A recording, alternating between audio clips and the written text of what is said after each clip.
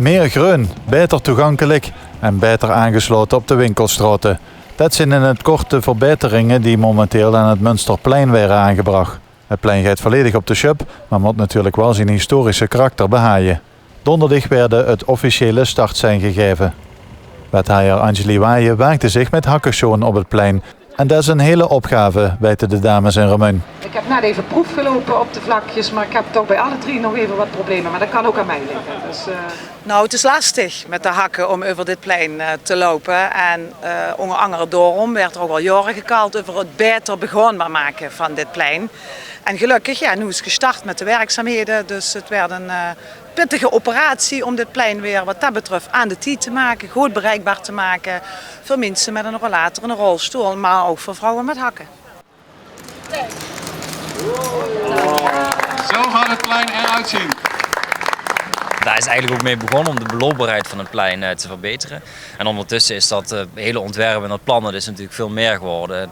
Dat gaat er straks alleen maar voor zorgen dat mensen hier nog veel beter kunnen recreëren en ja, zich elkaar op het plein kunnen ontmoeten en kunnen genieten van de mooie omgeving die Roermond te bieden heeft. Ook als we kijken naar Roermond en het centrum van Roermond is dit natuurlijk ook een van de plekken waar heel erg veel groen is. En we hebben afgelopen zomer weer een super warme zomer gehad, het jaar daarvoor een super warme zomer. Ja, dan kun je hier op het Münsterplein heerlijk vertoeven.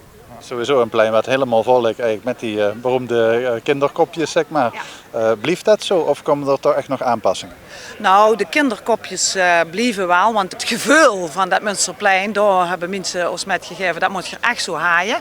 Maar er werd wel gekeken of ze niet afgeslepen kunnen worden en of ze niet anders gelach kunnen worden, zodat het beter begonnen werd. Want iedereen komt druk over dit plein, iedereen die Remun bezoekt, kent het Münsterplein. En ja, op weg door de stad komt ze druk over dit plein. Ik denk dat in de klankbordgroep en in alle communicatie die we erover hebben gehad, hebben we mensen goed mee kunnen nemen in de planvorming en in de ideeën die er leven. En nu we richting uitvoering gaan, hebben we die samenwerking ook weer gewoon zo goed mogelijk proberen vorm te geven. Bijvoorbeeld met de ondernemers die aan het Münsterplein zitten. Zij hebben nu de terrassen eigenlijk op wat eerste straat was. Daar hebben zij nu de terrassen neergezet. Dus dat sluit nu meer aan bij de terrassen die al aan de gevel zaten.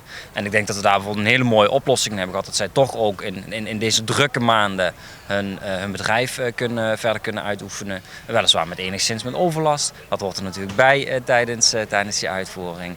Maar toch weer een hele goede win-win situatie hebben kunnen maken. Dit is een monument, dus hier ligt van alles in de grond, onder de grond.